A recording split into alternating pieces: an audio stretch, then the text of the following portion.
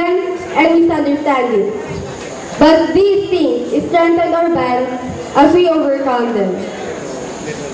Lastly, and mostly, to our dear Lord Almighty, who have given us the strength and wisdom. For without Him, we will not be here. To my fellow graduates, how should we live up for a noble expectation? How could we prove our worth? How should we transform our society? The answer to societal change is us. Young as we are, we have a vision. We should be aware of the good and the bad things.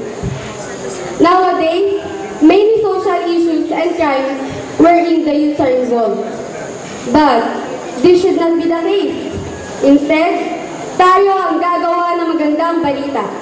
I am calling everyone to make a stand. Find your passion and make history. We will leave an impact to the country and to the world. Let us accept the challenge of making good news because we are the next generation of our future leaders. To my fellow graduates, we've made it. But this is not yet the end, but the beginning to the next phase of our lives. Hi, bad trip! Magkakahiwa-hiwalay na tayo. But I am very hopeful that we will surely see each other soon.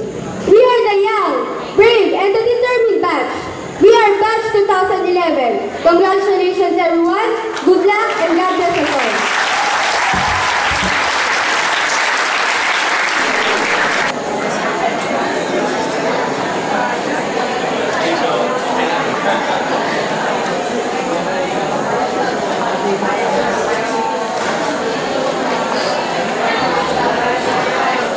And to give this congratulatory message, you will be listening to the message of our beloved City Mayor, Honorable Sherwin T. Gatchalian, to be represented by another prominent name in public service, the very responsible and dedicated public servant. We'd like to welcome once again, Honorable Congressman Rex Gatchalian. Maraming salamat. Hindi na kailangan tumayo kasi alam ko bilad na kayo, patatayuin ko pa kayo. Anyway, sa ating mga panauhin sa entablado, sa pamumuno ng ating Division Superintendent, Superintendent Dr. Mayari at sa kanyang mga kasamahan sa DepEd, nandito rin ang ating punong barangay kay Kapitan Gudo de la Cruz at sa kanyang mga kasama sa Council. Nandito rin ang ating dalawang mga magigiting nating mga City Councilors kay Konsehala Lori Natividad Borja at kay Konsehala Lai Nolasco at kay Konsehala Cecil Mayo. Magandang umaga ho sa inyong lahat. Una po, bago ako magsimula, pinararating po ng ating punong lungsod ang kanyang paumanhin dahil hindi po siya makakadalo ngayong umaga. Meron po kasi tayong i-inaugurate na bagong relocation site community dito sa Disciplina Village at nandun na po siya. Pero hindi man siya makakarating, pinararating niya ang kanyang mainit na pagbati sa mga nagtapos ngayong umaga. Congratulations daw, sabi ni Mayor. Sa mga magulang, pinararating rin ng ating punong lungsod ang kanyang mainit na pagbati dahil kahit hindi ho kayo ang may suot ng toga ngayong umaga, hindi ho magiging realidad ang araw na to kung hindi ho dahil sa inyo. Kaya congratulations rin po.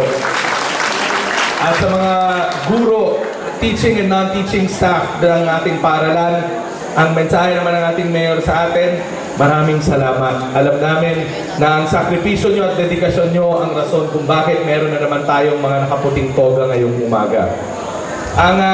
Tulad ng sinabi ko, alam ko mainit na yung araw at ako, kesa matandaan nyo ako na ako'y nagsalita ng 2 oras at nabilad kayo ng gusto, iiksian ko na lang, ha? Una, kung meron kaming maipapayo ni Mayor Sherwin sa inyo, yun ang maging practical tayo sa mga kurso na pipiliin natin pagdating natin sa kolehiyo. Hindi importante yung madadaling kurso at huwag tayong magkakamali na ang practical yung madaling kurso. Kasi hindi lahat ng madadaling kurso ang practical at hindi lahat ng practical na kurso ay madadali. Pag sinabi natin practical na kurso, yan yung alam natin 4 years down the road, pagtapos natin sa pag-aaral natin ng kolehiyo, ay meron tayong mga trabaho na makahanap kaagad. Kaya ngayon pa lang, aralin na natin kung ano ba yung mga in-demand na mga career.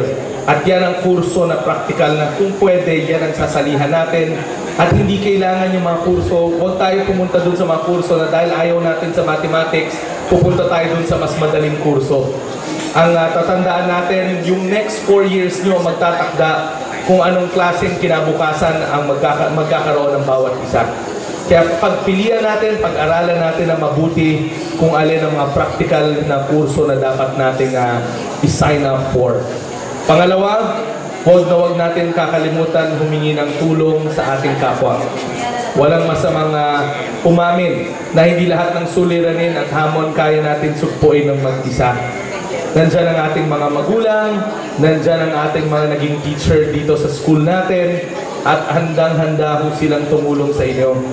Tatandaan natin, walang mga pangarap na mataas kapag nakasakay tayo sa likod ng balika ng ating mga magulang. At naniniwala ko yung mga magulang na nasa likod, kung naitaguyod natin sila sa elementaryo at sa high school, ano pa yung next 4 years, di ba? Kayang-kaya natin yan. Naniniwala ako na paninindigan natin ulit ang kinabukasan ng ating mga kabataan at sisiguraduhin natin na maging maganda ang kanilang kinabukasan. So sa mga nagsipag tapos ngayong umaga, tatandaan natin, pumili tayo ng pinaka-practical na mga kurso at walang masamang humingi ng tulong sa ating kapwa. Paglabas nyo sa paaralan na to, tatak kayo ng ating paaralan.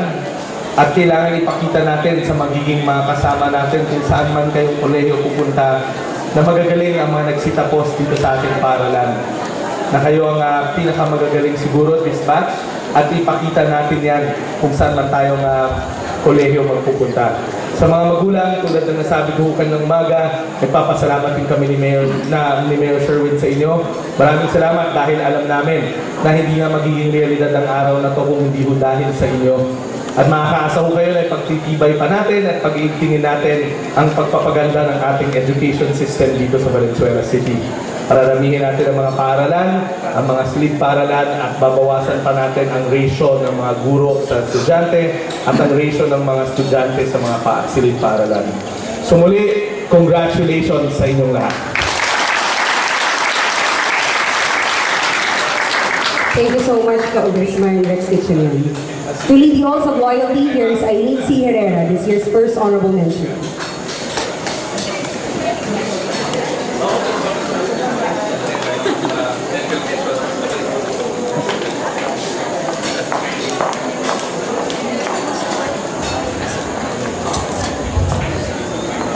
Please raise your right hand and repeat after me.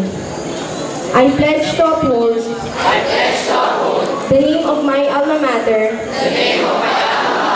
preserve her dignity, and honor, and promote her noble objectives. I pledge to do my best of my ability, contribute to the welfare and upliftment of my school.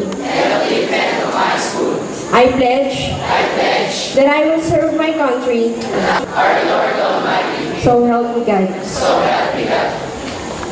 And to conduct the oath of membership to the Ster Francisco Memorial National High School Alumni Association, let us all welcome Ms. Bridget D. Camo, Ster Francisco Memorial National High School Alumni President.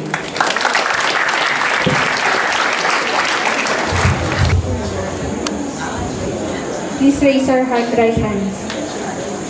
I pledge to uphold the name of my alma mater, preserve her dignity and honor, and promote